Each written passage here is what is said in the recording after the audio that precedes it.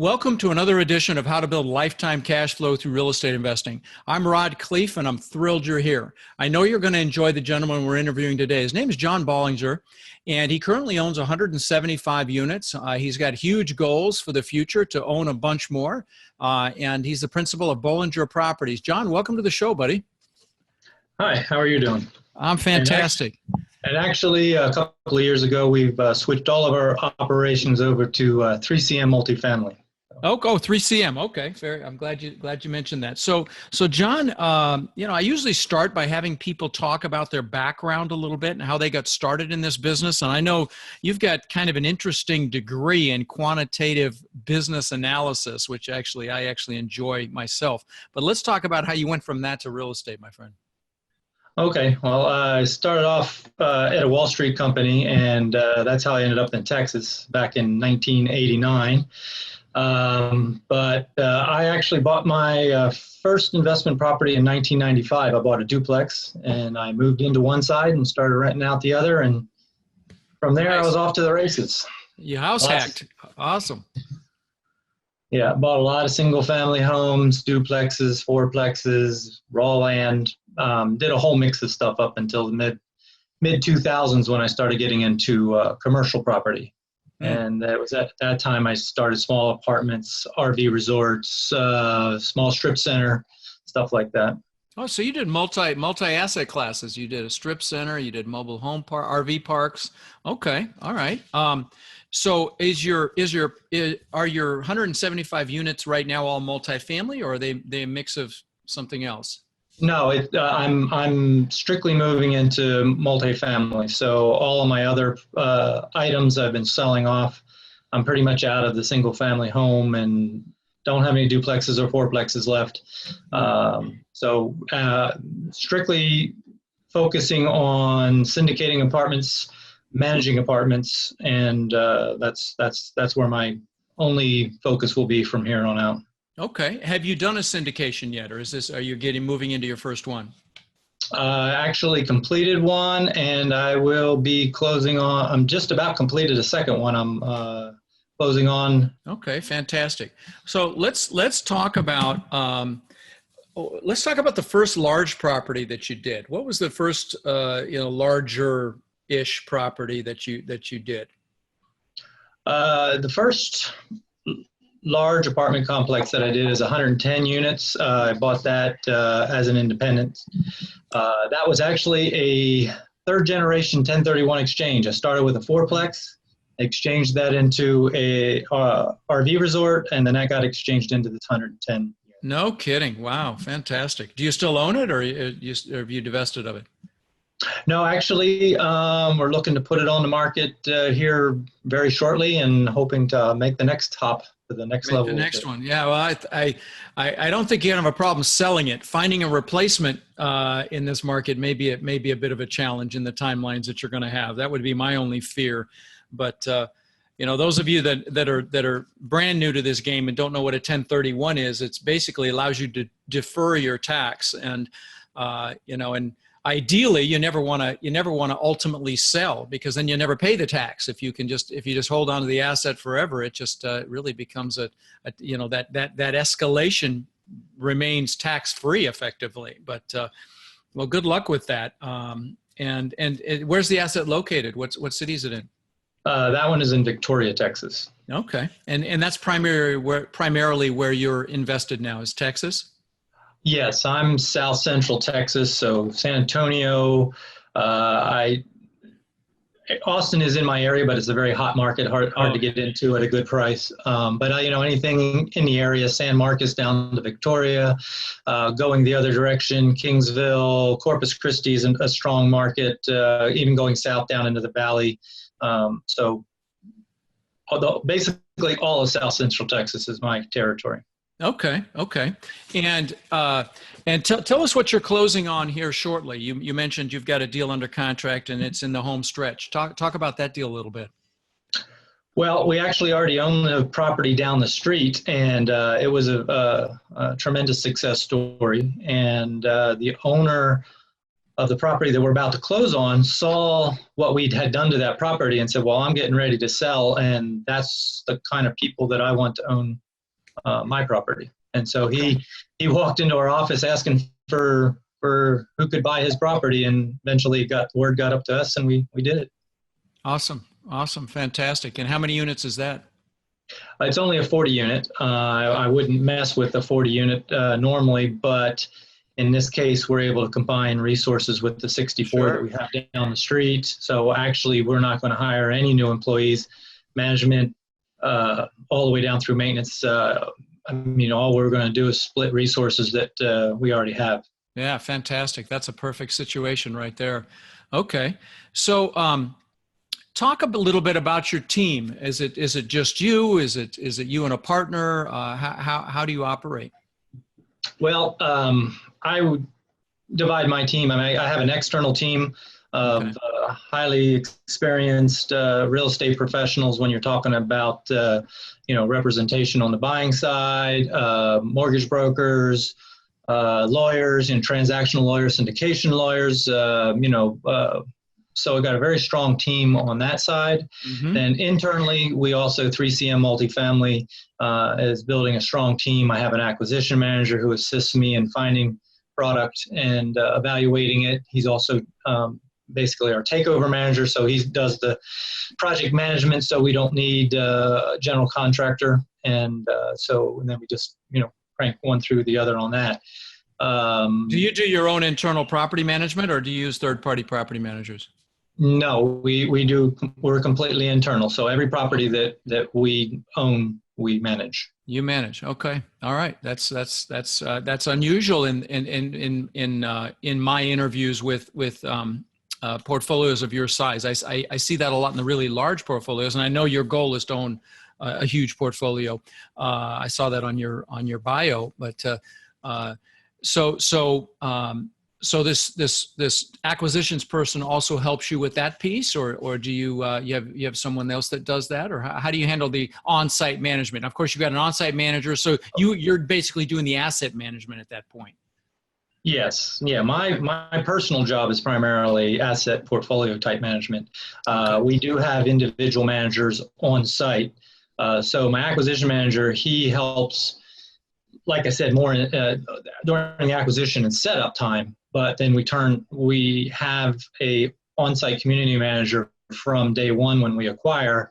And so by the time we have everything set up and running the way we want it, then, they run with that ball. Okay. Okay. So why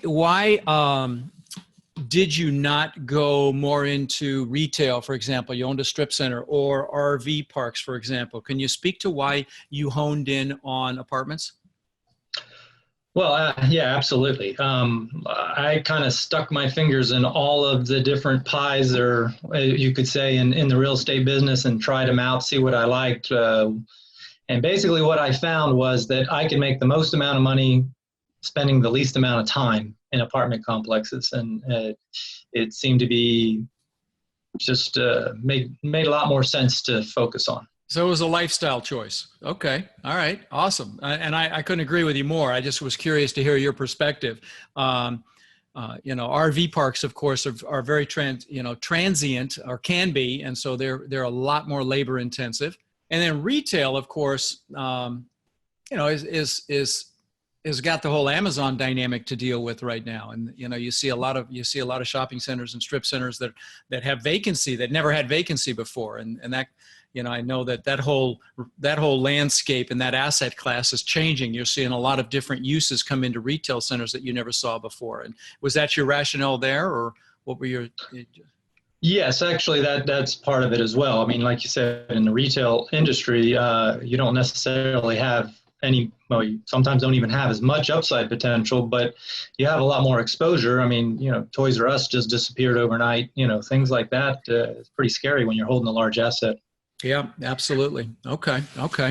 So, talk about. Let's go back, because you started in duplexes, which is a great place to start. You house hacked, which is what I tell the young people that listen to me. Don't buy a house, buy a plex, live in one unit, maybe live for free in one unit, and start your process that way. And then you got into larger properties. If you could go back and tell that person that first bought that duplex, back in the 90s, with your today knowledge base, what might you tell that younger version of yourself about this business? Oh, that's a good question. I studied a lot before getting started. So education was, a very important part of what I do. I think I really don't know what I would do different, other than I would probably seek out and would have had a lot more mentors earlier in my growth cycle. I would have grown and a lot more and not had to reinvent the wheel and do things the hard way, which I did in the single family world. But I knew when I was moving into larger apartment complexes, I didn't want to be in that, and so I avoided that by having a very strong upfront team before getting involved. Yeah, no question. I've had mentors my entire life as well, and now I've become one and love it. I've got a coaching program and absolutely love it. I never thought I would, but I absolutely do. So if you were coaching someone that you cared about this business, besides mentoring them and telling them, giving them your little nuances and wisdom, what would you tell them, to focus on? Because there are a lot of people that are listening that haven't done anything in this space yet. What would you tell those people?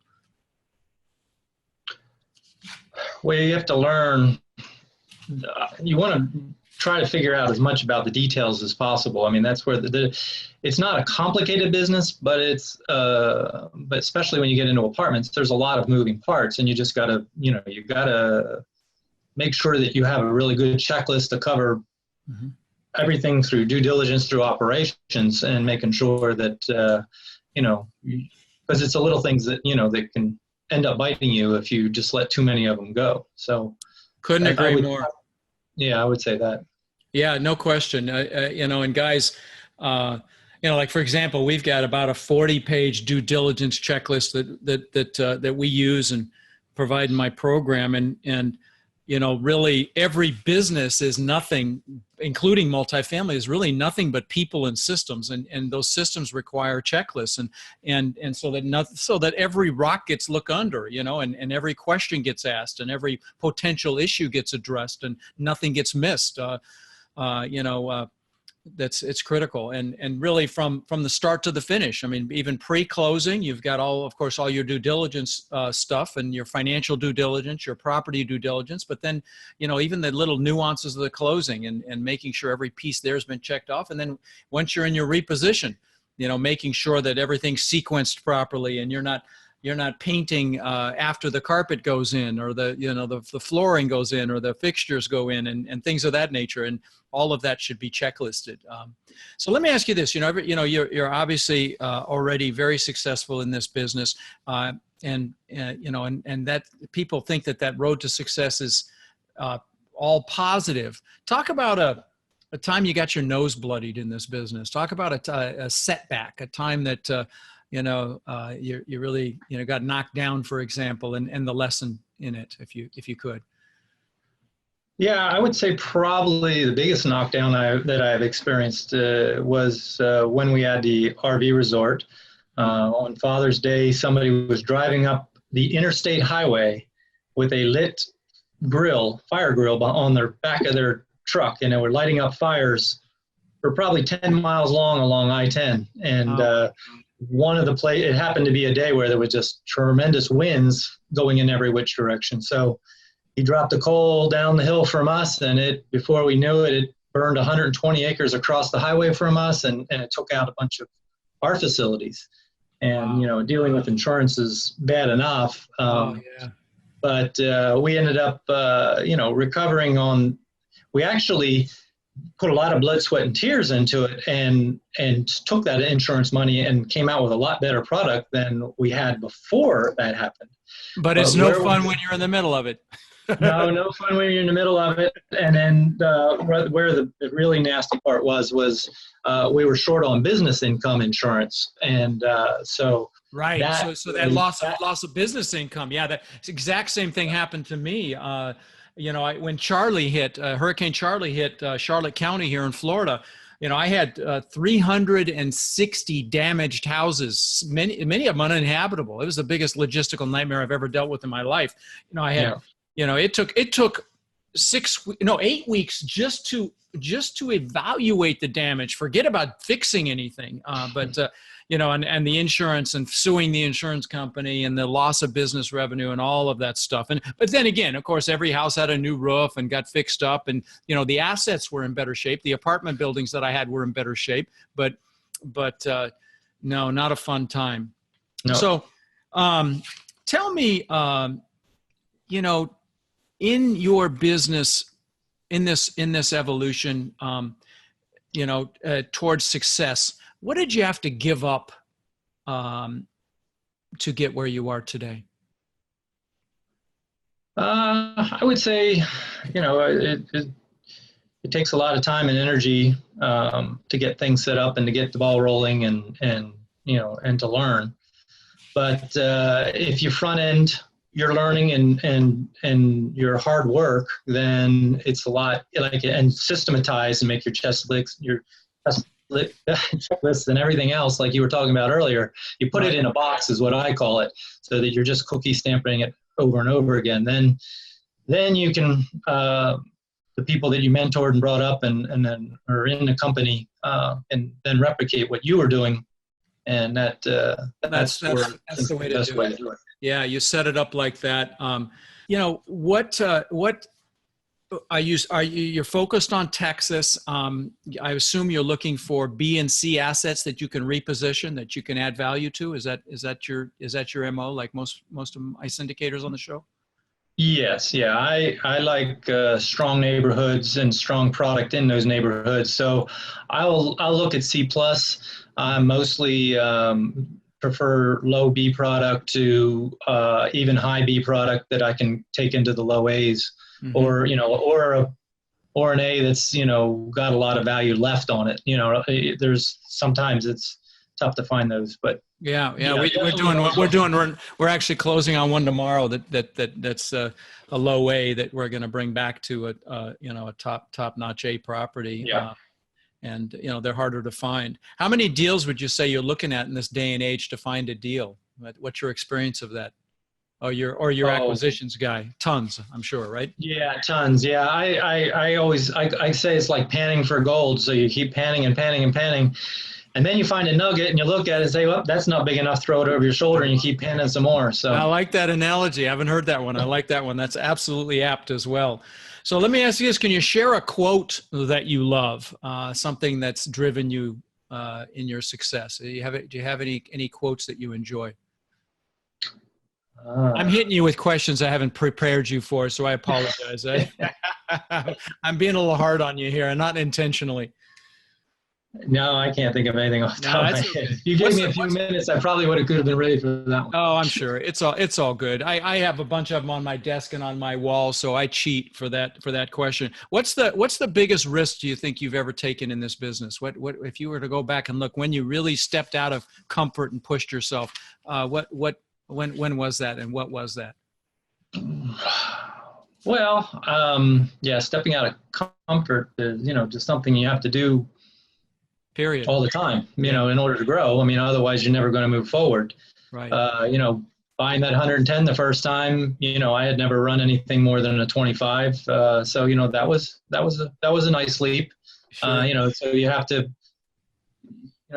you have to get outside your comfort zone if you're going to make it anywhere. Sure. Well, listen, I really appreciate you being on the show today, John. You added value, and it's a fun business. We all love it. And I would, those of you listening, if you don't love it, go do something else. Would you agree with me, John? Oh, absolutely. Yeah. You got to love what it is you do. So work is play. Well, thanks for being on the show, my friend. I really appreciate it. All right. No problem. Thanks for having me. All right. Take care. Thank you for listening to the Lifetime Cash Flow Through Real Estate Investing podcast. If you've enjoyed the show, please take a minute to visit iTunes and leave your comments. For more resources or to connect with us further, please visit our website at rodkhleif.com. Tune in next week for our next show.